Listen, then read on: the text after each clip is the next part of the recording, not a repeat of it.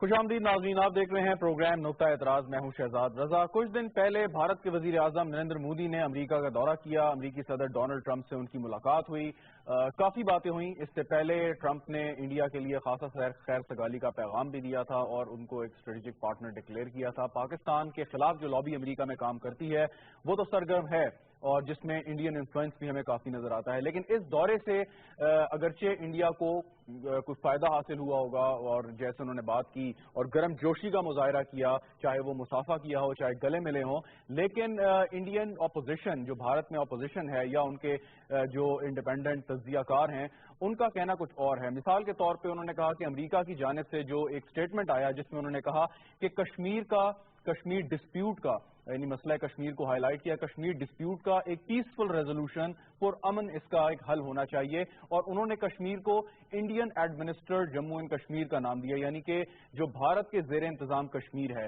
بھارت اسے اپنا اٹوٹ انگ قرار دیتا ہے۔ اور جب امریکہ کی جانب سے یہ ایک سپر پاور کی جانب سے یہ statement on the record official statement آتی ہے کہ انڈین ایڈمنسٹر کشمیر، یعنی وہ کشمیر جو بھارت کے زیر انتظام ہے، یعنی کہ وہ بھارت کی ٹیریٹری کا، ان کے ملک کا ایک ریگولر حصہ نہیں ہے، اس پر انڈین اپوزیشن نے نریندر مودی کی حکومت کو بڑی تنقید کا نشانہ بنایا اور کہا کہ یہ ایک سیل آؤٹ کے مترادف ہے۔ یعنی انہوں نے کشمیر کے اوپر جو پالیسی تھی یا امریکی جو رائے عامہ تھی یا ان کی ایڈمنسٹریشن کی جو ایک بھارت کے حق میں جو ایک رائے تھی وہ یکسر تبدیل ہو چکی ہے۔ اس کے ساتھ جو کشمیری حریت پسند رہنما سید صلاح الدین صاحب کو ایک انٹرنیشنل ڈیزگنیٹڈ ٹیررسٹ کا بھی انہوں نے ڈکلیئر کیا امریکی حکومت نے اور اس پہ نوٹیفائی کیا انٹرنیشنل کمیونٹی کو۔ لیکن اس کے ساتھ ساتھ ایک جو دوبارہ جو وہاں کا دفتر خارجہ ہے، امریکی وزارت خارجہ ہے، انہوں نے بیان جاری کیا اور کہا کہ کشمیر پہ امریکی پالیسی میں کوئی فرق نہیں آیا، اگر وہ کسی کشمیری رہنما کو دہشت گرد قرار بھی دیتے ہیں لیکن جو ان کی کشمیر کے اوپر اسٹیٹڈ پالیسی ہے اس پر کوئی فرق نہیں آیا۔ اس پہ بھی بھارت کی اپوزیشن نے خاصی تنقید کا نشانہ بنایا کہ یہ ایک اچھا موقع تھا پاکستان کو آئسولیٹ کرنے کا، کشمیر کے اوپر اپنے موقف کو مزید مضبوط کرنے کا، لیکن مودی صاحب نے وہ موقع گنوا دیا اور جو ان کی ملاقاتیں وہ اپنی جگہ پر ایک طرف، لیکن کشمیر کے معاملے پہ جو امریکہ سے وہ کنسیشن چاہ رہے تھے وہ انہیں نہیں مل سکی۔ اس کے ساتھ وزیر اعظم نواز شریف صاحب نے کل دورہ کیا فارن آفس کا اور پاکستان کی فارن پالیسی پہ ان کو پریزنٹیشنز دی گئیں، کئی انہوں نے ڈائریکشنز جاری کی فارن سروسز کے آفیسرز کو، فارن سیکٹری کو، ایڈوائزر کو، کہ پاکستان کی خارجہ پالیسی کو کیسے زیادہ مضبوط بنایا جا سکتا ہے، کون کون سے ایریاز ہیں جنہیں فوکس کرنے کی ضرورت ہے۔ پاکستان اور امریکہ کے تعلقات اس وقت اتنے مثالی شاید نہیں ہیں جیسے ماضی میں ہوا کرتے تھے، اس کی کئی وجوہات ہیں جو ہم ڈسکس کریں گے، لیکن پاکستان کے تعلقات افغانستان کے ساتھ بھی اتنے اچھے نہیں ہیں آج کل مختلف وجوہات کی بنا پہ، یا اگر بھارت کے ساتھ تو تعلقات ہمارے سامنے ہیں، لیکن پھر بھی انہوں نے اسی بات پہ زور دیا کہ سفارتی تعلقات کو نہ صرف بہتر بنایا جائے اور پاکستان سفارتی طور پہ بہتر پرفارم کرے، جو ایشوز پاکستان کے اپنے ہمسایہ ممالک کے ساتھ، ریجن کے ساتھ یا انٹرنیشنل کمیونٹی کے ساتھ ہیں، ان کو صحیح طور پہ آگے لے کے جایا جائے۔ لیکن بھارت کے وزیر اعظم کے اس دورہ امریکہ سے انہیں کیا حاصل ہوا، پاکستان کو کیا فائدہ یا کیا نقصان ہوا اور آگے پاکستان کا کیا لائحہ عمل ہونا چاہیے، اس پہ بات کریں گے۔ مجھے اسٹوڈیو میں جوائن کر رہے ہیں لیفٹیننٹ جنرل ریٹائر رضا محمد خان صاحب، شکریہ آپ کا۔ طارق بن زادہ صاحب تجزیہ کار ہیں، بڑا آپ دیکھتے ہوں گے انہیں ٹی وی پہ، بھارتی چینلز پہ بھی خاصے گرج کے ساتھ بات کرتے ہیں۔ طارق صاحب آپ کو بھی بہت شکریہ۔ فارن آفس کے ترجمان نفیس ذکریہ صاحب اور شیری رحمان صاحبہ بھی تھوڑی دیر میں ہمیں جوائن کریں گے۔ جنرل صاحب آپ کی جانب میں آتا ہوں، سب سے پہلے بھارتی وزیر اعظم کا دورہ اور جو ٹرم کی بات کر رہا ہوں صرف میں کہ انڈین ایڈمنسٹرڈ کشمیر، بھارت کے زیر انتظام کشمیر، اس سے وہی نتیجہ اخذ کریں جو میری ناقص رائے کہتی ہے، یعنی کشمیر بھارت کے زیر انتظام تو ہے لیکن کائنڈ آف ٹیمپریری ہے، اس کا جب تک کوئی حل نہیں ہوتا آپ اس کو ریگولر بھارت کا حصہ نہیں کر سکتے۔ کیا امریکہ نے جو یہ اسٹیٹمنٹ دی اس کا یہی مطلب ہے آپ کے خیال میں؟ جی بسم اللہ الرحمن الرحیم، میرے خیال میں آپ کی جو انالیسز ہے یہ بالکل صحیح ہے، اور یو ایس گورنمنٹ نے کئی دفعہ یہ کہا ہے کہ ان کی ایک اسٹیٹڈ پالیسی ہے کہ کشمیر ایک ڈسپیوٹڈ ٹیریٹری ہے، اور ہمیشہ سے ان کی یہی ایک فارن پالیسی رہی ہے۔ اچھا، رہی بات سید صلاح الدین کو گلوبل ٹیررسٹ قرار دینے کی، تو یہ جس ایگزیکٹو آرڈر کے تحت انہوں نے یہ حکم پاس کیا ہے اس کا نمبر ہے 13,224۔ اب اس میں ذکر یہ ہے کہ یہ ایسے افراد ہوں گے کہ جو کہ امریکہ کے مفادات کو یا امریکہ کے سیکیورٹی کو نقصان پہنچا سکتے ہو. تو میرے خیال میں سید صلاح الدین صاحب تو 71 سالہ 72 سالہ آدمی ہیں. ان کو تو وہ امریکہ کے مفادات کو تو انہوں نے کبھی کوئی نقصان نہیں پہنچایا میرے خیال میں. اور جن لوگوں نے یہ حکم پاس کیا ہے شاید ان کو یہ بھی نہیں معلوم ہو کہ جی وہ کہاں پہ ان کی پیدائش وغیرہ ہے. تو یہ میرے خیال میں وہاں پہ یونائٹڈ اسٹیٹس میں کشمیری ڈائسپورا ہے اور ان کو اس آرڈر کو وہاں پہ جو ہے نا چیلنج کرنا چاہیے میرے خیال میں. اور اگر وہ چیلنج کریں گے تو ہو سکتا ہے کہ یہ اس میں یہ جیت بھی جائیں. تو کشمیر کے بارے میں ان کا موقف واضح ہے اور اس میں کوئی تبدیلی نہیں آئی ہے. لیکن مودی صاحب نے جو دیکھیں ٹیک اویز کی ہم بات کرتے ہیں نا, وہاں پہ اس بات پہ یہ ضرور کامیاب ہوئے ہیں کہ انہوں نے جو ہے حزب المجاہدین کے کمانڈر کو ایک جو ہے گلوبل ٹیررسٹ قرار دیا, جو کہ ہمارے لیے تشویش کی بات ہے. ان کو جو ہے ہندوستان نے جو کشمیر میں ظلم اور بربریت کی ہے ان کو وہ نظر نہیں آئے. ان کو نظر آنا چاہیے تھا. ان کو یہ بات نظر نہیں آئی کہ ہندوستان جو ہے 5 ممالک میں اپنے نیٹ ورک قائم کر کے پاکستان اور چین کے مفادات کو وہ نقصان پہنچا رہا ہے. ایک سوال یہاں پہ کہ جب گلوبل ٹیررسٹ امریکہ نے ڈکلیئر کر دیا تو سٹیٹس کیا ہے؟ یا پاکستان میں وہ رہتے ہیں یا پاکستان میں آتے جاتے جو بھی آپ اسے کہہ لیں, تو کیا یہ پاکستان کی کوئی مجبوری ہوگی کہ انہیں اپنے ملک میں نہ رکھے؟ اس کا سٹیٹس کیا ہے؟ کیونکہ جیسے آپ نے خود ہی کہا کہ ان کی پیدائش جو ہے وہ بھارتی کشمیر میں ہے, جو بھارت کے تسلط میں کشمیر ہے وہاں پہ ہوئی. دیکھیں سٹیٹس کے بارے میں میرے خیال میں پاکستان کو کوئی فرق نہیں پڑتا, کیونکہ یونائٹڈ نیشن نے اس کو کوئی ٹیررسٹ نہیں قرار دیا ہے, یونائٹڈ اسٹیٹس نے قرار دیا ہے. اور ہمیں اس سے اختلاف ہے, ہم سمجھتے ہیں کہ وہ ٹیررسٹ نہیں ہے. اس میں یہ ہے کہ یو ایس اینٹیز جتنی بھی ہیں یا اگر ان کے ساتھ کوئی جو تجارت کرتے ہیں یا جو لین دین کرتے ہیں وہ ان کے اوپر جو ہے نا ابھی ختم ہو گیا. اگر سید صلاح الدین کا واشنگٹن میں کوئی اکاؤنٹ ہے وہ فریز ہو جائے گا. جی ہاں, تو میرے خیال میں ایک سمبولک قسم کی مودی صاحب کو خوش کرنے کے لیے یہ انہوں نے یہ اقدام کیا ہے. تو اس کا میرے خیال میں کوئی خاطر خواہ اس کے اوپر کوئی افیکٹ نہیں پڑے گا. پیرزادہ صاحب, ایک سید صلاح الدین صاحب کی بات ہو رہی ہے وہیں سے کہ یہ بھارتی تسلط میں جو کشمیر ہے وہاں پیدائش ہوئی, وہاں پلے بڑھے, انہوں نے الیکشن میں حصہ بھی وہاں پہ لیا اور یاسین ملک صاحب ان کے پولنگ ایجنٹ ہوا کرتے تھے.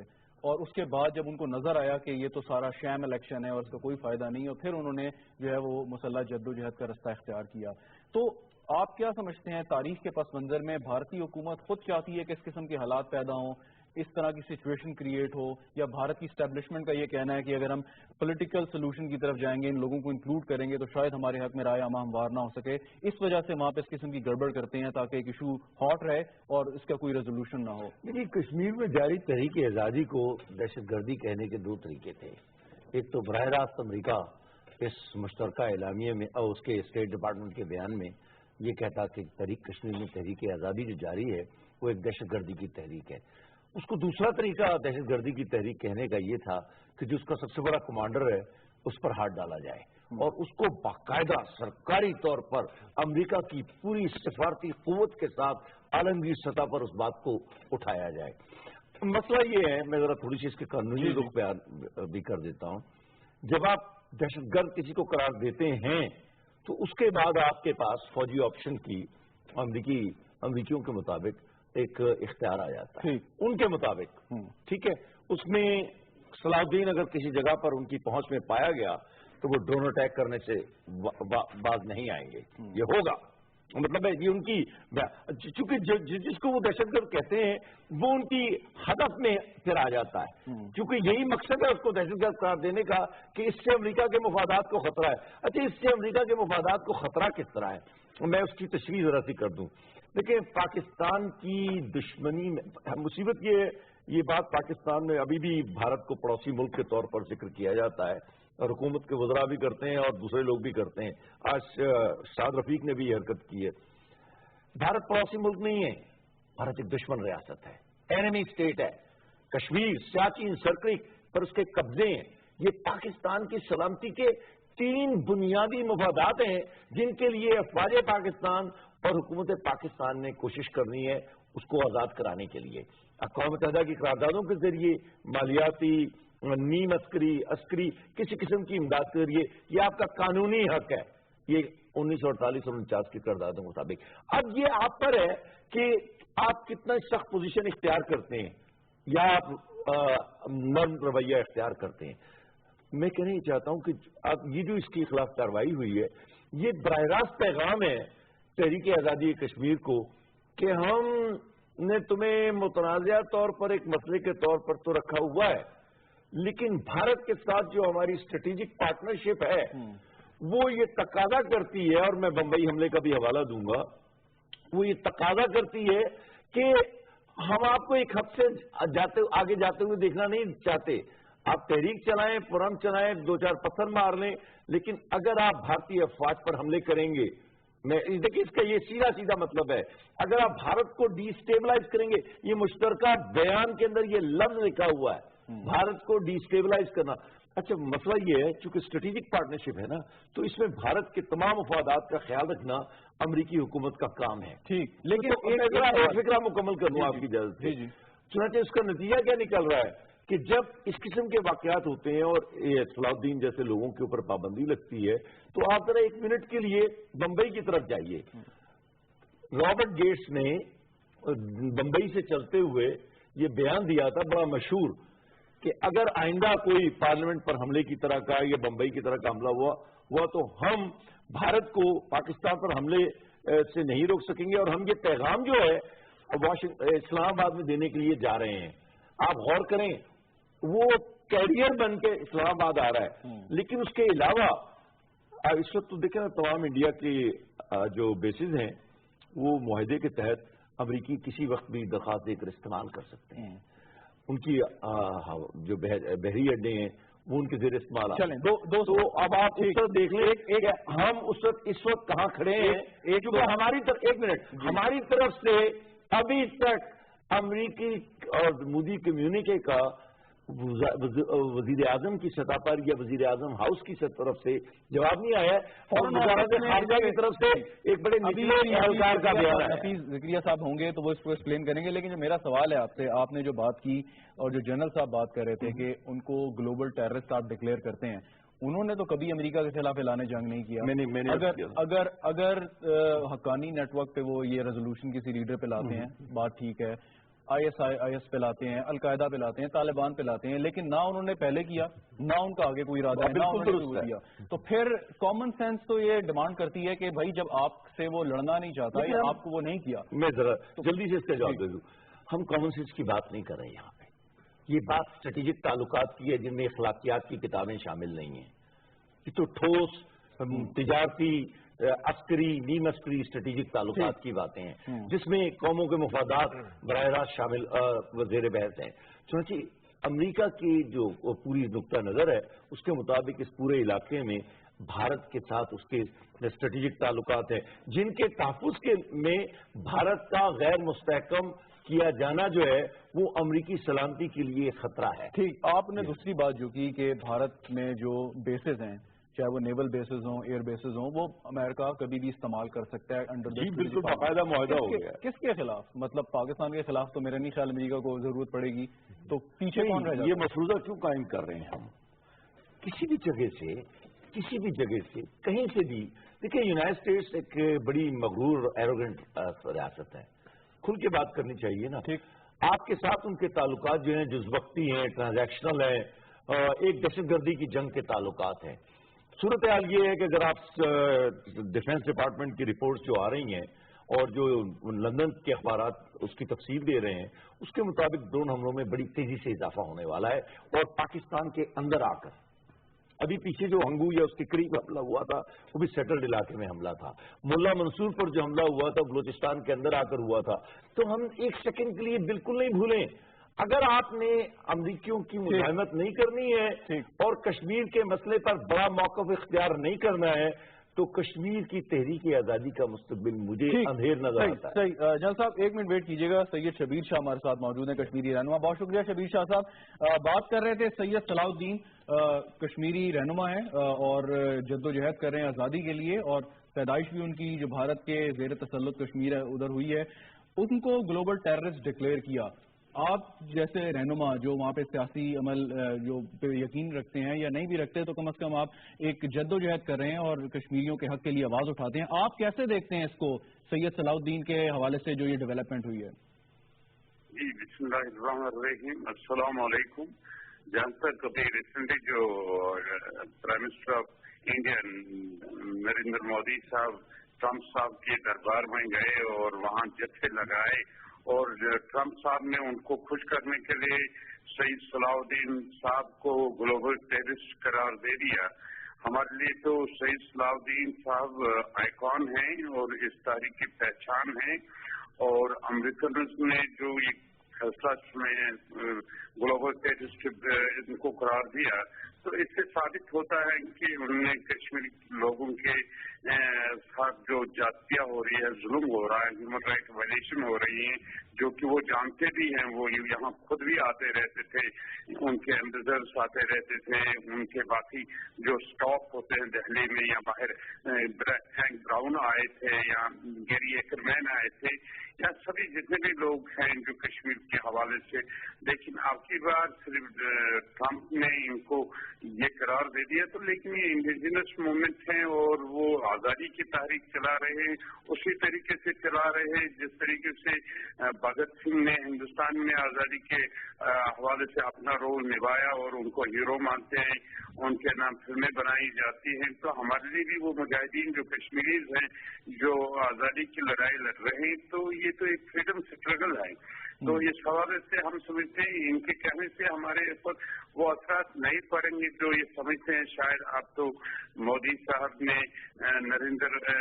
ٹرمپ صاحب نے مودی صاحب کو بڑا خوش کیا ہے کیونکہ وہ بزنس مین ہے وہ سوال، لیکن پاکستان کے اوپر بڑی ذمہ داری عائد ہوتی ہے کیونکہ جو اس سمے گلوبل لیول پہ لابنگ بھارت کی سرکار کی طرف سے ہو رہی ہے تو ہمیں بھی اس میں سفارتی سطح پہ تیزی لانی ہے، جیسے کل ہی prime minister of Pakistan Nawaz Sharif صاحب نے جو بریفنگ ان کو دی گئی ہے فارن آفس میں، اور جو انہوں نے فرمایا ہے کہ کشمیر کے حوالے سے جو ہیومن رائٹ وائلیشن یہاں ہو رہی ہیں، جاتیہ ہو رہی ہے، جو ظلم ہو رہا ہے اس کو اجاگر کرنے کی ضرورت ہے، اور میں سمجھتا ہوں کہ کشمیر کمیٹی کو بھی فعال بنانے کی ضرورت ہے، باہر کی دنیا میں ان کو بھیجنا ہے اور تاکہ دنیا کو کہنا ہے کہ یہ اصلی چہرہ اچھا شبیر شاہ صاحب ایک سوال ہے یہ کہ جو حریت کانفرنس ہے اور آپ جیسے رہنما ہیں وہ وہاں کے سیاسی عمل میں الیکشنز میں حصہ نہیں لیتے کیونکہ آپ کا کہنا ہے کہ کٹ پتلی حکومت آتی ہے، الیکشن جو ہے سارے مینجڈ ہوتے ہیں اور آپ اس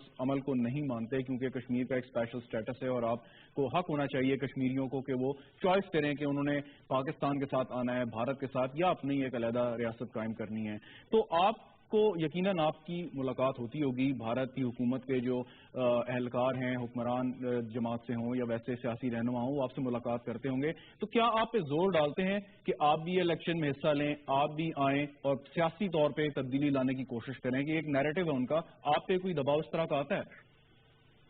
جی دیکھیے الیکشن کے حوالے سے ہمارا بڑا کلیئر اسٹینڈ ہے، جو ہندوستان کے آئین کے اندر جو کوئی بھی الیکشن کی باتیں کی جاتی ہیں یا ان کے این جی اوز آتے ہیں یا سول سوسائٹیز آتے ہیں یا ٹریک 2 پہ جو کام کر رہے ہیں تاکہ آپ دکھا دیجیے دنیا کو کہ ہم الیکٹڈ لوگ ہیں، لوگوں کا مینڈیٹ ہمیں ہے، کیونکہ بھارت جو این جی اوز یا سول سوسائٹیز کے لوگ یا جو فارمر بن کر یہاں آتے ہیں، لیکن ہمارا جواب بڑا کلیئر ہے، ہم کہتے ہیں کہ ہم الیکشن میں بلیو ضرور کرتے ہیں اگر ہندوستان کے وزیر اعظم کو اتنا ہی یقین ہے کہ وہاں کے لوگ ہندوستان کے آئین کے اندر الیکشن لڑتے ہیں تو اس آئین کو آپ ایک طرف رکھ کے یہاں الیکشن کروا دیجیے، سپرویژن جو یونائٹڈ نیشن جو این جی اوز ہیں، سول سوسائٹیز ہیں، انٹرنیشنل کمیونٹی کے ذریعے جو بھی فیصلے لوگوں کی طرف سے آ جائیں گے وہ اس الیکشن میں ہم حصہ لیں گے، لیکن اگر ہم کہیں گے کہ ہندوستان کے آئین کے اندر ہم کوئی الیکشن لڑیں گے تو یہ ہو ہی نہیں سکتا ہے، کیونکہ لڑائی تو وہی ہے کہ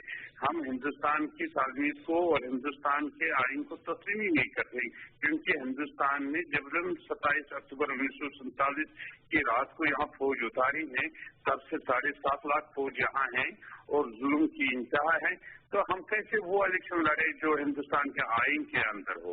तो भारत की सरकार बाहर की दुनिया में इस चीज को पेश कर रहे हैं, देखिए वहाँ वो, लेकिन हम चाहते हैं इंटरनेशनल कम्युनिटी से भी हमने कहा बारहा कि हम वो इलेक्शन में आने के लिए तैयार हैं, लेकिन उसमें हिंदुस्तान का आइन ना हो, फिर हम दिखा देंगे कि लोग किनके साथ हैं। बहुत शुक्रिया। सैयद शबीर शाह साहब हमारे साथ मौजूद थे, अपना नुक्ता नज़र बयान कर रहे थे भारत की कश्मीर में इलेक्शन के हवाले से और सियासी अमल के हवाले से और जो जुल्म सितम वहाँ पे हो रहा है उस हवाले से। जनरल साहब, पीरजादा साहब ने बात की थी कि नेबर नहीं है एनिमी स्टेट। अब एनिमी स्टेट करना एक बहुत बड़ा पॉलिसी शिफ्ट होगा आपके लिए, क्योंकि हम पाकिस्तान की रियासत की हुकूमत की बात यही है कि तमाम जितने भी डिस्प्यूट्स हैं वो मुज़ाकरात के जरिए हल होने चाहिए। इसके साथ मुझे याद पड़ता है जनरल कियानी साहब ने एक बहुत मशहूर तकरीर की थी जिसमें उन्होंने कहा था कि पाकिस्तान को ज्यादा खतरा इंटरनल है, तो उसको ये भी कहा गया कि काबुल में तकरीर की जी, और कि एक ये नई डॉक्ट्राइन है और ये कि बड़ा शिफ्ट है कि अब एनिमी जो है वो सब एनिमी नंबर 1 भारत नहीं है, आपके अंदर जो दहशतगर्द हैं वो हैं। आप रिटायर्ड हैं, आपने बहुत अरसा फौज में सर्व किया, क्या मुमकिन है अपने अस्करी तजर्बे की रोशनी में भारत को एनिमी स्टेट डिक्लेयर करना, और पाक फौज की क्या इसमें आप समझते हैं हिकमत अमली या राय हो सकती है? देखिए, बात यह है कि जो इस वक्त हमें अंदरूनी जो हमें खतरात है ना, ये पैदा करदा हैं बैरूनी ताकत की तरफ से। देखिए, ये अफगानिस्तान की तरफ से आ रहे हैं या हिंदुस्तान की तरफ से आ रहे हैं, उसमें तो कोई शक नहीं है। आज से कोई चंद साल पहले इसमें कुछ लोगों को शकूक और शबहात थे, लेकिन अब तो हमारे पास इतने शवाहिद आ गए हैं तो कि ये बात बड़ी क्लियर है, कुलभूषण है, सब है कि हमारे की जो सिक्योरिटी कंसर्न्स है ना, वो एक्सटर्नल भी है, इंटरनल दोनों है। इसमें हमारे कुछ लोग भी शामिल हैं, क्योंकि वो फैसिलिटेटर बन रहे हैं ना, उन्हीं लोगों के अलाकात बन रहे हैं। जिस तरह हिंदुस्तान उनको इस्तेमाल करे, चाहे वो बलूचिस्तान में हो, चाहे वो अफगानिस्तान से गरीब महाजरीन को इस्तेमाल करें हो, ठीक है। तो इसमें ये दोनों हमें ये खतरात हैं, और हमें एक 2 फ्रंट वॉर का बल्कि 3 फ्रंट वॉर का सामना है, ठीक है। अफगानिस्तान की तरफ से हमें एग्रेशन होती रहती है, दाएं बगाए होती रहती है, वो हिंदुस्तान की तरफ होती रहती है, आपको पता है, लाइन ऑफ कंट्रोल में और बाकी जगहों पे, और ये इंटरनल सिक्योरिटी थ्रेट भी हमें है। तो एक 3 फ्रंट वॉर हम लड़ रहे हैं, और ये एक बहुत ही मुश्किल हमारे लिए वक्त है, और उसमें हमने मिलकर पाकिस्तान के अवाम के साथ हुकूमत और अफवाज ने मिलकर इसका मुकाबला करना है। हमने पहले भी किया है, ठीक है। तो ये एक मुश्किल काम नहीं, इंशाअल्लाह हम इस काबिल हैं कि इसका हम मुकाबला करते रहेंगे। अच्छा, एक बात और मैं करना चाहता हूँ, देखिए ना कि अमेरिका ने मिडिल ईस्ट में एक रीसेट किया, ठीक है, और उसके बिल्कुल आप देखें ना कि डिजास्टर्स उसके कॉन्सिक्वेंसेस निकल रहे हैं। आपको मालूम है कि कतर, सऊदी अरेबिया, वहां पे क्या हो रहा है। अब यहाँ पे वो साउथ एशिया में भी पॉलिसी रीसेट की बात कर रहा है, और उस रीसेट में वो हिंदुस्तान को खुसूसी तौर पर इस्तेमाल कर रहा है कि वो यहाँ पे जितने भी जो अहम मुस्लिम ममालिक हैं, मतलब ईरान हो गया, अफगानिस्तान, पाकिस्तान या टर्की है, तो इन तीनों को खुसूसी तौर पर इनको जो है ना आपस में डिवाइड किया जाए, और ये जो मसला है अफगानिस्तान का, वो ये चाहता है कि हिंदुस्तान के जरिए उसका कोई हल निकल सके। लेकिन मेरे ख्याल में ये एक बिल्कुल ही अहमकाना किस्म की ये एक एफर्ट होगी, और अगर यहाँ पे इस किस्म का रीसेट होता है जिस तरह के मिडिल ईस्ट में हुआ था, तो मेरे ख्याल में उससे उसी तरह की जो है ना तबाही का खतरा है, और उसमें कोई चीज जो है ना, कितनी पॉसिबिलिटी है, कितना आप समझते हैं फीजिबल है जो तारिक पीरजादा साहब ने आर्गूमेंट दिया कि भारत जो है वो एनिमी स्टेट है? देखिए, क्या ये पॉसिबल है कि आप एक नेबर को, चाहे जितना भी हॉस्टाइल हो, आप एनिमी स्टेट डिक्लेयर करें? मेरे ख्याल में बिल्कुल इसमें किसी पाकिस्तानी को डाउट नहीं होना चाहिए कि आप ये देखने के 1971 से लेकर और अभी तक, उससे पहले जो आप जितनी जंगें लड़ चुके हैं ना, तो वो देखें ना, हिंदुस्तान ने वो जंगें हमारे ऊपर मुसल्लत की। कुछ लोगों का ख्याल है कि नहीं, कुछ हमने शुरू किया, लेकिन मेरे ख्याल में वो उसकी बैकग्राउंड में, इसकी हिस्ट्री में, इसके पॉलिटिक्स में गए नहीं है, ठीक है। तो अगर इसको वॉर के बारे में कहते हैं कि हमने शुरू नहीं, आपको गलत, आप देखें ना 65 वॉर में उस वक्त की जो कश्मीर कमेटी थी, ठीक है, जिसके जुल्फ़िकार अली भुट्टो साहब उसके चेयरपर्सन थे, उन्होंने कहा कि वो पिछले 64 में 63 में उन्होंने ऐसे कुछ इक़दाम किए वहां पे मौजूदा कश्मीर में कि वो हुकूमत पाकिस्तान के लिए बिल्कुल नाकाबिले बर्दाश्त हो गए। कारगिल की बात करते हैं लोग?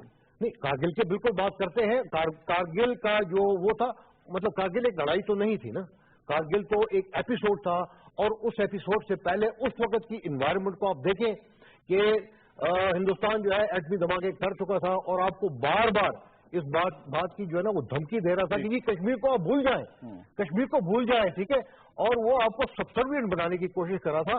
اور اس وقت وہاں پہ ایک فیصلہ ہوا جس میں کچھ شاید حکومتی عناصر اور کچھ مجاہدین شامل تھے، اور انہوں نے ایک وہاں پہ کارگل کے علاقے میں ایک مارکا کیا، اور اس سے جو کشمیر کا مسئلہ ہے وہ دوبارہ اجاگر ہوا، ٹھیک ہے، تو بالکل یہ ہوا ہے۔ اچھا، آخری بات میں یہ کرنا چاہتا ہوں، دیکھیں کہ ابھی امریکہ میں جو ٹرمپ صاحب کی پالیسی ہے نا، انہوں نے سب کو بتایا، ساری دنیا کو بتایا کہ جی امریکہ پہلے آئے گا اور باقی لوگ بعد میں آئیں گے۔ تو مطلب مودی صاحب کو یا ہندوستان کو اس سے جو ہے نا بڑی ایکسپیکٹیشن نہیں رکھنی چاہیے۔ وہ ایسے فیصلے کریں گے جس میں یونائٹڈ اسٹیٹس کے جو انٹرسٹ ہیں وہ آگے بڑھے، ٹھیک ہے، اور وہ ان کو اسلحہ بھیجنے کی انہوں نے وہاں پہ بتایا ہے، اور نیوکلیر ویپن بھیجنے کی انہوں نے بات کی، ساؤتھ چائنا سی کی انہوں نے بات ہی نہیں کی، ٹھیک ہے۔ مودی صاحب نے سنا ہے کہ اپنے جو سیپریٹ اسٹیٹمنٹ میں انہوں نے بات کرنے کی کوشش کی، لیکن امریکہ میرے خیال میں ابھی ایک رپروچمہ جو ہے نا چائنا کے ساتھ وہ کرنا چاہتا ہے، تو اس میں اس کو انہوں نے ٹوٹلی اگنور کیا۔ تو میرے خیال میں وہ کوئی ان کا جو ٹیک ہوم جو کوئی تھا وہ اس میں سے کوئی ایڈیشنل چیز ان کو نہیں ملی سوائے صلاح الدین صاحب کے اوپر جو انہوں نے بات کی ہے، جو پہلے اوباما صاحب ان کو جو ہے نا پیشکش کر چکے ہیں وہی چیزیں میرے خیال میں ابھی انہوں نے ٹرمپ صاحب نے ریپیٹ کی ہے۔ صحیح۔ پیرزادہ صاحب، آپ جب کسی ہمسایہ ملک کو اینیمی اسٹیٹ ڈکلیئر کرتے ہیں پھر اسٹیٹس کیا ہوتا ہے؟ کیا تعلقات کا اسٹیٹس کیا ہوتا ہے؟ اصل میں واقعی یہ ایک بڑی آسان سی بات ہے اس کو سمجھنا۔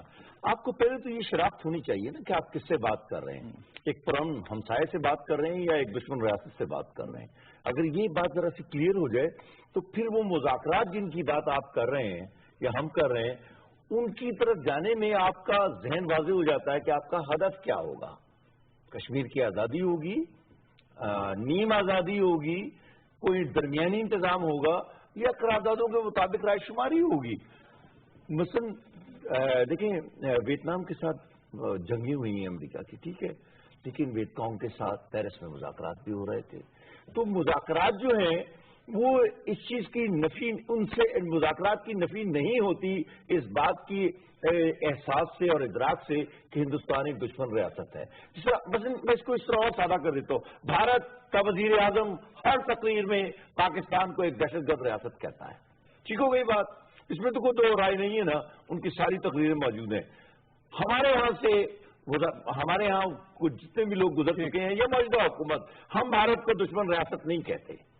ہمارے جو اوپر کی سطح ہے، ہم نچلی سطح پر کبھی کبھی کچھ کہہ دیتے ہیں کہ مخالفت ہے، یہ ہے وہ، لیکن ہمارے یہاں یہ لفظ استعمال نہیں کیے جاتے۔ آپ بھارت پر پریشر ڈالنے کے کون سے طریقے ہیں آپ مجھے بتائیں؟ ایک عسکری طریقہ ہے، ایک تحریک آزادی کی مدد کا طریقہ ہے جن کے میں دونوں کے حق میں ہوں، تیسری بات ہے سفارتی طریقہ۔ سفارتی طریقہ کیا ہے؟ اقوام متحدہ کا فورم ہے، عالمی عدالت انصاف ہے، اور دنیا میں جو کیپٹل ہے وہاں جا کر آپ کا بات کرنے کا مسئلہ ہے۔ آپ کے مثلا آپ کو یاد ہوگا یہ آرمینیا کے لوگ جو ہیں یہ ترکی کے ساتھ ان کی جو تاریخی تصادم ہے، جب وہ ترک کوئی وزیر اعظم امریکہ کا دورہ کرتا ہے تو Washington post, new York Times کے اخباروں میں ایک ایک صفحے کے اشتہار ہوتے ہیں جس میں 1918 کے 19 کے کون سے سن کا وہ واقعہ ہے کو قتل عام کا الزام لگایا ہوا ہے، وہ اس کے متعلق اتنی بڑی مہم چلاتے ہیں۔ کشمیر کے متعلق وہ مہم ہماری حکومتیں چلاتی ہوئی نظر نہیں آتی۔ مجھے سوال ایک بات ذرا سا آخری جواب دے دوں اس کا۔ جی جی، تو ہم نے جو بات کرنے کی ہے وہ اصل میں یہ ہے کہ دیکھیں یہ بات کہ امریکہ تسلیم کرتا ہے کہ کشمیر متنازع ہے، لیکن جو تمام اقدامات ہیں، دیکھیں آپ لوگ تو یہاں دیکھ نہیں رہے پاکستان میں، پتہ نہیں کیا مشکل، چند ایک دوستوں کو جنرل صاحب دیکھ رہے ہوں گے کہ نیوی کی حد تک انہوں نے اپنا سب سے زیادہ سوفسٹیکیٹڈ جو سرویلنس ایئر کرافٹ ہے اور anti submarine warfare aircraft P-81 Poseidons, ان کا پورا فلیٹ دیا ہے انڈیا کو۔ وہ ڈیٹا لنک ہو جاتے ہیں سب آبدوزوں کے ساتھ، چاچا وہ وہاں سے دیں گے، آبدوزوں کو اطلاع ملے گی اور وہ دشمن کی کسی بھی اس کو موومنٹ کو ختم کرنے کے لیے کافی ہے۔ یہ اتنی زیادہ سوفسٹیکیشن ہے۔ F-16 کے پلانٹ، اس کے علاوہ بے شمار دوسری ٹیکنالوجی اسرائیل کے ذریعے، فیلکن، ایویکس، اس کے علاوہ بے شمار اور دوسرے اور ٹیکنالوجی کی اتنی بڑی ٹرانسفر ہے کہ اس کے متعلق تو ہماری جو وزارت خارجہ ہے اس نے اصل میں اپنے رد عمل میں اس کا ذکر بھی کیا ہے کہ جو یہ صرف طاقت کا توازن علاقے میں بگڑ خراب ہو رہا ہے. ٹھیک, تو یہ تو ہماری حکومت تسلیم کر رہی ہے. تو میں یہ کہنا چاہ رہا ہوں کہ آپ نے کشمیر کی تحریک کو بچا کے چلنا ہے, اس کی حفاظت بھی کرنی ہے, کشمیر کو آزاد بھی کرانا ہے, اور امریکہ کو پیغام بھیجنا ہے کہ اگر آپ اس دنیا کے چھوٹے بڑے ملک کے ساتھ سے تعاون چاہتے ہیں افغانستان میں تو ہمارا مفاد اس میں ہے. یہ بات آپ منہ سے کہیں گے نہیں, لیکن میں واشنگٹن میں بہت عرصے رہا ہوں. واشنگٹن میں بات کہنے سے تعلقات خراب نہیں ہوتے ہیں. واشنگٹن سے جب آپ بات کرتے ہیں تو تعلقات نہیں خراب ہوتے ہیں. وہ تو جب اختلافات چلنے شروع ہو جائیں اور تصادم آ جائے سفارتی سطح پر تب ٹھیک. مجھے آپ یہ بتائیں کہ آپ جب بات کرتے ہیں, اگین میں آپ ریپیٹ اس لیے کر رہا ہوں کہ تھوڑی سی اور کلیئرٹی اس میں آ جائے کہ اینیمی اسٹیٹ کی جب آپ بات کریں گے, ایک نیبر ہے, آپ کی پالیسی ہے کہ آپ نے مذاکرات کے ذریعے معاملات کو آگے بڑھانا ہے, اور آپ نے رائٹلی پوائنٹ آؤٹ کیا کہ ملکوں کے درمیان جنگیں بھی ہوتی ہیں, اس وقت بھی مذاکرات جاری ہوتے ہیں, اپنی ٹیریٹری میں نہیں, کسی تھرڈ پارٹی کے ذریعے مذاکرات چل رہے ہوتے ہیں. پھر جب آپ بات کرتے ہیں کہ آپ عسکری حل کے حق میں بھی ہیں, تو پاکستان جو ایک پوزیشن ہے کہ ہم ڈپلومیٹک مورل سپورٹ جو ہے کشمیریوں کی ہم کرتے ہیں, اس میں پھر عسکری مدد کس طریقے سے شامل ہو گئی؟ دیکھیے میں آپ سے عرض کروں, 7 سے 7.5 8 لاکھ اس بھارتی فوج وہاں پر شامل ہے, 1 کروڑ کشمیری ہیں. ہر 12 کشمیری کے لیے میری جمع تفریق میں شاید تھوڑی سی غلطی ہو, اس میں ایک بھارتی فوجی موجود ہے. میں جس طرح سے صورتحال کو دیکھتا ہوں, یہ تحریک آزادی اپنے محدود وسائل کے ساتھ اسی سطح پر تو چل سکتی ہے, اس سے آگے نہیں جا سکتی ہے. مثلا وہ اگر چاہیں تو اپنی تمام فوج کے ساتھ کشمیر کے تمام شہروں میں ہونے والی جو تحریک آزادی ہے اس کو تقسیم کر سکتے ہیں بڑے آسانی سے, مزید سختی اختیار کر سکتے ہیں. دنیا میں کوئی شور مچانے والا نہیں ہے. یہ جو یورپین یونین کے بزدل ممالک بیٹھے ہوئے ہیں سارے کے سارے, ان میں اتنا کردار نہیں ہے کہ بھارت کے بڑے ہجوم کے سامنے پاکستان کے مفادات کے ساتھ آ کر کھڑے ہو جائیں. اس کی ایک بڑی وجہ یہ ہے کہ پاکستان بھی اپنے مفادات کے لیے کوئی بڑی سفارتی آواز بلند نہیں کر رہا ہے. آپ جب یورپی ممالک کی بات کرتے ہیں تو بیشتر مسلم ممالک بھی ایسے ہیں کہ جو آپ کا اس طرح ساتھ نہیں دیتے کشمیر. میں نے مسلمان ممالک کا ذکر اس لیے نہیں کیا, میں آپ کو دیانتداری سے کہتا ہوں کہ مسلمان ممالک پہلے تو یہ ہے کہ 6 سے 7 ممالک تو اس وقت حملوں کی زد میں ہیں, انتشار ہے, لاکھوں لوگ وہاں قتل ہو چکے ہیں, مزید قتل ہوں گے, امریکیوں کے حملے جاری ہیں. تو آدھی ریاستیں جو ہیں وہ کسی حالت میں نہیں ہیں, سیریا شام سے لے کے یمن تک. درمیان میں ایک ایران رہ جاتا ہے, ایک سعودی عرب رہ جاتا ہے, ایک خلیج کی ریاستیں رہ جاتی ہیں. یہ 2 ریاستیں جو سعودی عرب اور وہ ہیں وہ ہمارے بھی اتحادی ہیں, وہ امریکہ کے بھی اتحادی ہیں. لیکن وہ نوعیت جو ہے وہ تعلقات کی آپ پر واضح ہے. ایران روس کے ساتھ اور انڈیا کے ساتھ یہ تعلقات کی نوعیت ہے. تو ان 2-3 کو چھوڑ کر باقی وہ مسلمان ممالک تو اس وقت ناپید ہیں. ترکی بڑے سخت انتشار کا شکار ہے, خود امریکی پالیسی کی وجہ سے بھی, سیریا کے ساتھ سرحد پر ہونے کی وجہ سے بھی. تو میں یہ کہنا چاہتا ہوں آپ مسلمان دنیا کو تو اس لیے اس کی طرف دیکھیں گے بھی تو وہاں پہ کوئی چیز نہیں ہے آپ کے لیے. مجھے بتائیں فلسطین کے لیے جب عرب دنیا میں کوئی چیز موجود نہیں ہے تو ہمارے لیے کیا ہوگی؟ ٹھیک. جنرل صاحب, اب جب ہم بات کرتے ہیں تحریک آزادی کی, حکومت کہتی ہے, وزیر اعظم صاحب کہتے ہیں کہ اس کو اجاگر کریں, ہیومن رائٹس وائلیشن ہو رہی ہیں اس کو دیکھیں, ڈپلومیٹکلی اپنا جو آپ کی جو اسٹانس ہے اس کو مزید سخت کریں, بھارت کو ایکسپوز کریں, جو کہ ہو بھی رہا ہے, آگے بھی ہوتا رہے گا. لیکن آپ اگر گراؤنڈ ریالٹی کو دیکھیں, ریئلسٹکلی ساری بات کریں, پیرزادہ صاحب نے بڑی تفصیل سے بتایا کہ مسلم ممالک اس پوزیشن میں نہیں ہیں, یورپین ممالک کا کوئی انٹرسٹ نہیں ہے, امریکہ کے اپنے مفادات ہیں, رشیا بھارت کے ساتھ جو اس کی پہلے سے پارٹنرشپ چلی آ رہی ہے, یا پاکستان کی طرف اگر تھوڑے سے کوئی اوورچرز ہیں لیکن اس نوعیت کے نہیں ہیں, تو پھر تو پاکستان کسی سے ایکسپیکٹ نہیں کر سکتا ہیلپ. اور اگر اسی طرح چلے گا تو پھر ہم کہیں کہ اگلے 50 سال بھی یہی مسئلہ اسی طرح جوں کا تو قائم رہے گا. دیکھیں, میرے خیال میں جو چیز حکومتی سطح کے اوپر ہو سکتی ہے نا, وہ یہ ہے کہ آپ کی جو کشمیر کمیٹی ہے اس کو اور اسٹرانگ بنائیں, اس کو آپ ری آرگنائز کریں, اس کو آپ بے شک جو ہے نا پیسے دیں تاکہ وہ اس طرح کے کیمپین جو ہے وہ ویسٹرن جو ہے ممالک ہیں وہاں پہ وہ آپ کر سکیں. آپ کا ایک بہت بڑا جو ہے نا کشمیری ڈائسپورا ہے, امریکہ میں ہے, ٹھیک ہے, آپ کا کشمیری ڈائسپورا UK میں بھی ہے, اور یہ دو بڑے اہم ممالک ہیں، اور میرے خیال میں ان کو جو ہے کوآرڈینیٹ کر کے کشمیر کمیٹی کے تھرو یا کسی اور میکینزم کے تھرو ان کو کر کے میرے خیال میں اس کے اوپر مزید کام ہو سکتا ہے، پہلی بات۔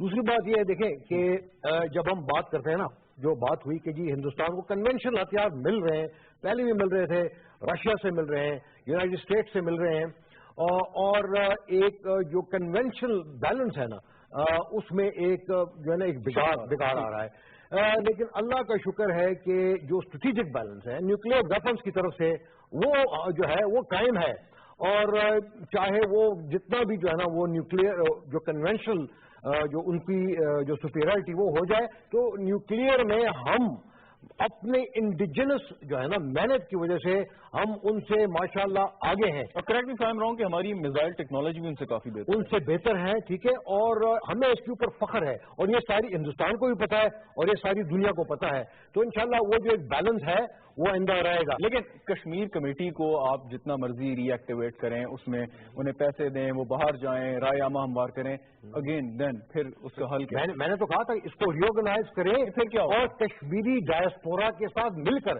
دیکھیں، امریکہ میں یو ایس سٹیزنز بھی ہیں، وہاں پہ یو ایس سٹیزنز ہیں اور کئی ایسے سٹیزنز ہیں۔ آپ کے خیال میں بھارت کے کان پہ جو رہیں گی اگر ابھی بھی ہیومن رائٹس وائلیشن بھارت کے اندر بیٹھ کے لوگ وہاں نہ کیا ہو رہا ہے؟ دیکھیں وہاں پہ یہ ہے کہ جو لابیسٹ ہیں وہ کیا کام کرتے ہیں، ٹھیک ہے، لابیسٹ کا کام ہی یہ ہے کہ جو کانگریس مین ہیں یا جو سینیٹر ہیں ان کے سٹافرز کے ساتھ جا کے ملتے ہیں، ان کو جو آن گراؤنڈ سچویشن ہے ان کو وہ ایکسپلین کرتے ہیں، ٹھیک ہے، اور ان کا ایک افیکٹ ہوتا ہے، اور وہ اگر ان ممالک کے جو ہے نا باشندے ہوں تو ان کا زیادہ افیکٹ ہوتا ہے، ان کی جو کنسٹیٹیوئنٹس ہوتی ہے وہ ان کے ووٹر ہوتے ہیں، تو اس کا ایک افیکٹ ہوتا ہے، اور ہمیں میرے خیال میں ان ڈائریکشن میں جو ہمارے ہائی کمیشن ہے یو کے میں اور جو ہماری جو ہے ایمبیسی ہے واشنگٹن ڈی سی میں، ان کا یہ ایک بہت بڑا میرے خیال میں ہمیں ایک رول ان کو یہ دینا چاہیے، تو یہ ڈویبل ہے، یہ مشکل ضرور ہے لیکن یہ ڈویبل ہے اور اس کو کرنا چاہیے۔ ریزلٹ کیا ہوگا اس کا سر؟ میں یہ پوچھنا چاہتا ہوں۔ رزلٹ یہ ہو گیا جو پرائم منسٹر صاحب نے کہا ہے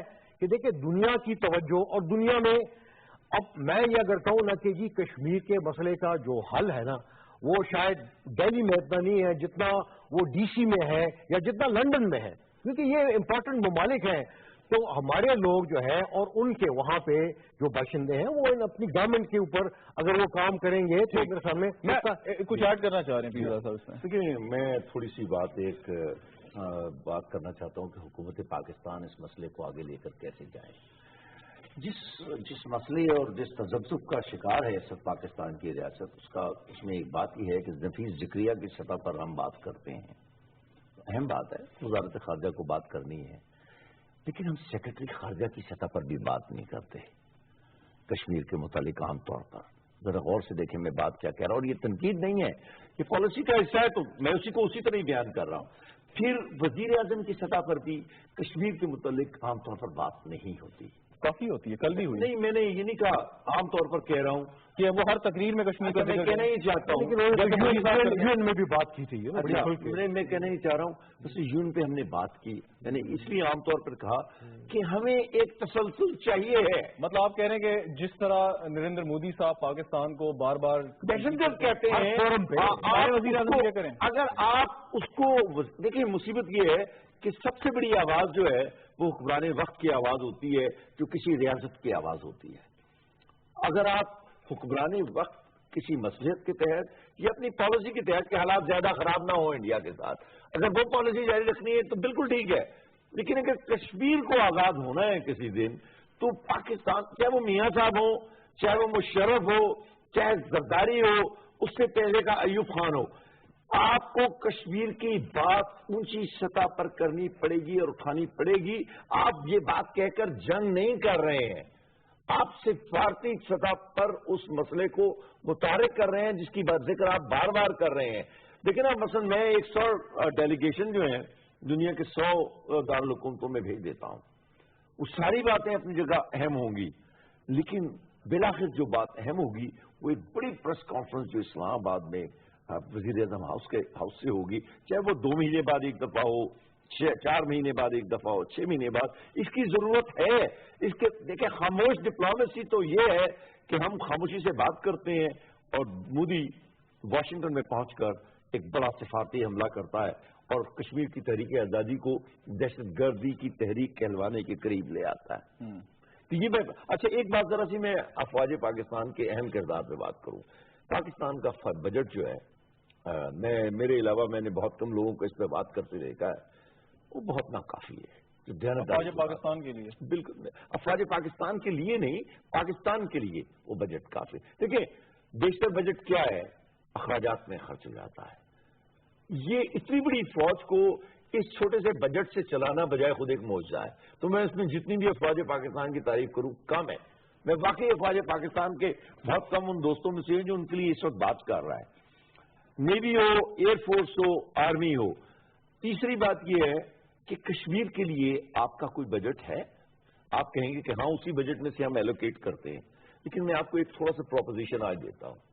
فرض کیجئے کہ آج سے 5 سال کے بعد وہ مرحلہ آ جاتا ہے کہ ایڈمنسٹریٹر مقرر ہوتا ہے اور وہاں پہ پلیبسٹ ہونا شروع ہوتا ہے. میں مختصر کر رہا ہوں بات. اس وقت وہ جو اس کی قرارداد کی تفصیلات ہیں اس کے مطابق ہمیں نکلنا پڑے گا پہلے, اگر وہی چیزیں کسی ان پر عمل ہوتا ہے.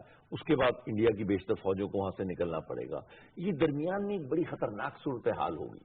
میں ایک بات کر رہا ہوں آپ سے, اس میں آپ کے پاس بڑی غیر معمولی کنونشنل پاور ہونی چاہیے موجود, اور ایئر بورن بھی ہونی چاہیے, ہوائی بھی, زمینی بھی. اس وقت ہماری گراؤنڈ فورسز بہت اچھی پوزیشن میں ہیں, لیکن اوفینسو جو تیاری ہے وہ اس صورتحال کے لیے بہت زیادہ درکار ہے. اس کے لیے ہر سال آپ کو $3 بلین کی ایک پروکیورمنٹ کی علیحدہ اسے کیا کہتے ہیں وہ شک چاہیے ہے. اگر اس پر تھوڑا سا کام ہو دونوں طرف سے, حکومت اور افواج کی طرف سے, تو یہ مسئلہ دیکھیں بھارت پہ دباؤ کہاں سے پڑے گا. دیکھیں ہم پر دباؤ کس چیز کا ہے بھارت کا؟ اس کی 150 جہازوں کی نیوی کا ہے, اس کی 3 گنا بڑی یا 4 گنا بڑی ایئر فورس کا ہے. دباؤ ہے نا. ہماری طرف سے کس چیز کا دباؤ جائے ان پر؟ ہم جنگ کرنے کی بات نہیں کر رہے ہیں, ہم تو وہ دباؤ پیدا کرنے کی بات کر رہے ہیں اپنی تیاریوں سے کہ جس کے غیر موجودگی میں بھارت سنجیدہ نہیں ہوگا. ٹھیک جنرل صاحب, اسی کے اوپر کنونشنل جو بیلنس کی بات انہوں نے کی, اور یہ کہ ہائیسٹ فورم پہ بات ہوتی بھی ہے جیسے آپ نے خود پوائنٹ آؤٹ کیا, لیکن جو آپ بات کر رہے ہیں کہ کشمیر کمیٹی کو ایکٹیویٹ کریں, باقی چیزیں کریں, اس میں جو پولیٹیکل لیڈر ہیں ریگارڈلیس کہ وہ حکومت میں ہیں یا حکومت سے باہر ہیں, ان لوگوں کو بھی اپنی کوئی نہ کوئی ان پٹ اس میں دینی چاہیے. عمران خان صاحب شاید دے رہے ہیں یا پیپلز پارٹی کی جانب سے اس طرح کی اسٹیٹمنٹس آ جاتی ہے. تو پولیٹیکل لیڈرشپ کا اس وقت کیا رول ہے اور کدھر؟ دیکھیں بات یہ ہے کہ ایک وقفہ لے لوں پھر آپ کے پاس آتا ہوں تفصیل سے. ناظرین ایک بریک لیتے ہیں, گفتگو یہیں سے جاری رہے گی, ساتھ رہیے گا.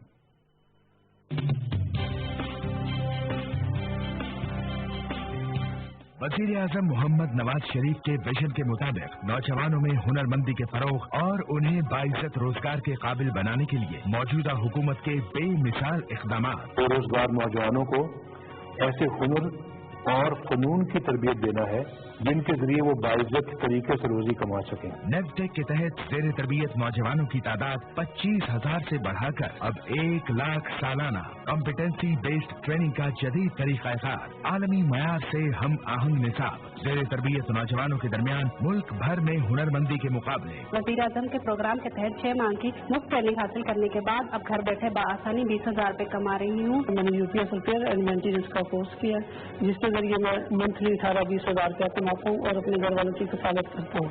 شکریہ وزیر اعظم. جاب پلیسمنٹ سینٹرز کے قیام سے لاکھوں نوجوانوں کا ڈیٹا بیس. اب صنعتکاروں کی فنگر ٹپس پر کاروبار کے لیے بلا سود قرضوں کی فراہمی, جس سے سالانہ لاکھوں نوجوانوں کو خاندان کی کفالت کے قابل بنایا جا رہا ہے. اب تک 1 لاکھ نوجوانوں کو ہنرمند بنایا جا چکا ہے. مزید تفصیلات کے لیے وزٹ کریں ہماری ویب سائٹ www.youth.pmo.gov.pk. ہنرمند نوجوان, خوشحال پاکستان.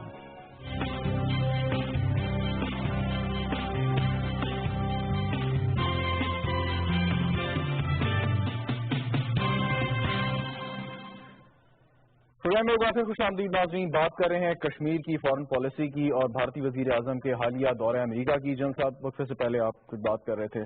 جی دیکھیں, پہلی بات تو یہ ہے کہ ہندوستان حالانکہ دنیا کا اب کنونشنل ہتھیار درآمد کرنے والا سب سے بڑا ملک بن چکا ہے, لیکن ہمیں گھبرانے کی بالکل ضرورت نہیں ہے. وہ 1971 کے حالات جب وہاں پہ مشرقی پاکستان بدقسمتی سے ہم سے علیحدہ ہوا تھا، پاکستان میں وہ حالات نہیں ہیں، اور پاکستان کے عوام، پاکستان کی حکومت اور افواج اس پوزیشن میں ہے کہ اگر ہندوستان کی طرف سے کسی قسم کی جارحانہ حرکت ہوتی ہے تو اس کو وہیں پہ ہم روکنے کے بالکل ہمارے پاس یہ قوت اور طاقت ہے، کنونشنل اور نیوکلیئر دونوں. ٹھیک ہے. اچھا، اب بات کرتے ہیں کہ یہ جو اس کی جو پولیٹیکل پیٹرنیج ہے، یہ کشمیر کاز کی جو ہے، یہ بالکل ایک میرے خیال میں ایک میٹر آف کنسرن ہے.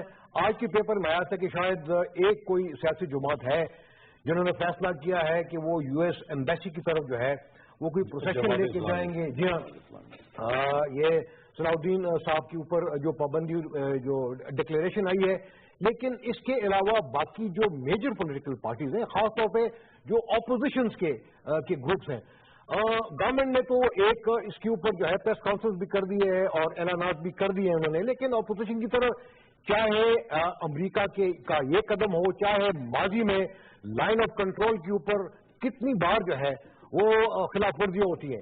آپ یہ دیکھیں کلبھوشن صاحب کے جو کنفیشنل سٹیٹمنٹ ہے یا جو معافی نامہ ہے، اس کے اوپر اب کیا رہ گیا ہے. لیکن یہاں پہ آپ کی جو پولیٹیکل پارٹیز ہیں وہ گورنمنٹ کے ساتھ یا آرم فورسز کے ساتھ وہ نظر نہیں آتی جتنا ان کو ہونا چاہیے، اور ان کو میرے خیال میں اپنے جتنے بھی یہ تقاریر ہیں، جتنے بھی جلسے جلوس ہیں، اس میں خاص طور پہ اس مسئلے کا ذکر کرنا چاہیے اور بڑے کلیئرٹی کے ساتھ ان کو بات کرنا چاہیے، اور یہ مسئلہ ان کو بھی اجاگر کرنا چاہیے. بالکل درست جی. اور ان کے بہت سارے لنکیجز ہیں، وہ کہتے ہیں، وہ کلیم کرتے ہیں کہ ہمارے امریکہ میں بھی ہے، یو کے میں بھی ہے، ہر جگہ پہ ہیں. تو ان کو چاہیے کہ یہ حکومت کو وہ ساتھ دے اور خود انڈیویجولی انڈیپینڈنٹلی بھی اس کام میں کرے. آخری بات میں یہ کرنا چاہتا ہوں، دیکھیں ایک سوال کر لوں کہ ہمارے کئی مسئلے ہیں جو کہا جاتا ہے کہ دہشت گردی ہمارا مسئلہ ہے، گورننس مسئلہ ہے، سوشل ایشوز ہیں ہمارے، کرپشن بھی ایک مسئلہ ہے، لیکن کشمیر کے مسئلے کو کس پرائرٹی وائز کس سطح پہ رکھنا چاہیے؟ اگر میں کہوں کہ حکومت یا ریاست پرائرٹائز کرے ان تمام مسائل کو، کشمیر کو کہاں رکھنا چاہیے؟ اب اس وقت دو آپ کے وائٹل نیشنل انٹرسٹ ہیں جس کے اوپر ایک پولیٹیکل کنسنسس ہے. ایک کشمیر کا مسئلہ ہے اور دوسرا آپ کا سی پیک ہے. اس میں کسی کو کوئی ڈاؤٹ نہیں ہونا چاہیے. ٹھیک ہے. اور یہ دونوں برابر کے مسائل ہیں، اس میں کلیئرٹی نہیں ہونا چاہیے. اچھا، کوئی لوگ جو ہے نا وہ یہ بات کرتے ہیں کہ امریکہ جو ہے وہ اگر ہندوستان کے ساتھ مل کر شاید پاکستان کے انٹرسٹ کو نقصان پہنچائے. میرے خیال میں اس سے بھی ڈرنے کی ضرورت نہیں ہے. آپ دیکھیں کیوبا کتنا چھوٹا ملک ہے، آخر کار جو ہے نا وہاں پہ ان کے ساتھ انہوں نے دوستانہ روابط قائم کیے. انہوں نے نارتھ کوریا کے اگینسٹ کیا کیا؟ کچھ بھی نہیں کیا. ٹھیک ہے. ویتنام میں دیکھیں وہ شکست کھا چکے. افغانستان میں 16 سال پورے نیٹو یہاں پہ رہ چکا ہے اور ان کو کسی قسم کی جیت نہیں ہوئی. تو انشاءاللہ ہمیں گھبرانا نہیں چاہیے. میرا بات کیونکہ پروگرام کا ختم ہو رہا ہے، بھارت کے ساتھ طارق پیرزادہ صاحب نے جو باتیں کی اور کافی سخت باتیں انہوں نے کی، ہمیں سفارتی تعلقات ختم کر دینے چاہیے؟ نہیں، سفارت کے ساتھ بالکل نہیں ختم کرنا چاہیے، بالکل کام رکھنا چاہیے. اور بلکہ پاکستان کی تو یہ پالیسی رہی ہے کہ ہمیں بات چیت کا آغاز کرنا چاہیے تمام مسائل کے اوپر. یہ تو ہندوستان ہے جو کہ بات چیت سے کترا رہا ہے. ٹھیک، بات چیت کا آغاز کر دینا چاہیے. میں تو کہتا ہوں، دیکھیے میں نے تو یہی بات کہی ہے کہ آپ دشمن کے ساتھ ہر وقت بات کرتے ہیں، تمام اقوام کرتی آئی ہیں، ہم بھی کر رہے ہیں. ابھی سشما سوراج کو ہم نے بلایا ہوا تھا، 1.5-2 سال پہلے کی بات ہے. خود ہم ہارٹ آف ایشیا میں گئے ہوئے تھے. بھارت کے ساتھ مذاکرات کرنا تو ہماری جو پالیسی کا بنیادی حصہ ہے تاکہ جنگ کے بغیر معاملات حل ہو سکیں. میرا جو نقطہ ہے وہ یہ ہے کہ بھارت پر آپ نے اپنا عسکری، نیم عسکری، سفارتی دباؤ اتنا بڑھانا ہے کہ اس کو محسوس ہو کہ وہ اپنی موجودہ پالیسی کے ساتھ کشمیر میں نہیں چل سکتا. بالکل ٹھیک. بہت شکریہ طارق پیرزادہ صاحب آپ کا، جنرل رضا خان صاحب آپ کا. ناظرین، گفتگو آپ نے سنی. بھارت کے ساتھ مذاکرات ہونے چاہیے، پاکستان کی یہی پالیسی ہے، لیکن برابری کی سطح پہ جو پاکستان کرتا بھی رہا ہے، اور دباؤ بڑھاتے رہنا چاہیے. اور اس کا یہ مطلب نہیں کہ پاکستان خدا نخواستہ چاہتا ہے کہ کوئی جنگ ہو جائے، لیکن ایک جو دباؤ بڑھانا ہے سفارتی سطح پہ، جیسے طارق پیرزادہ صاحب نے ایکسپلین کیا. اور زیادہ سے زیادہ ضرورت ہے مسئلہ کشمیر کو اجاگر کرنے کی، وہاں پہ جو ظلم و ستم ہو رہے ہیں. اور یہی ڈائریکشن کل وزیر اعظم صاحب نے بھی دی، اور یہ ہمیں امید ہے کہ نظر بھی آئے گی آئندہ آنے والے دنوں میں. پروگرام کا وقت ختم ہو گیا، اجازت دیجیے، خدا حافظ.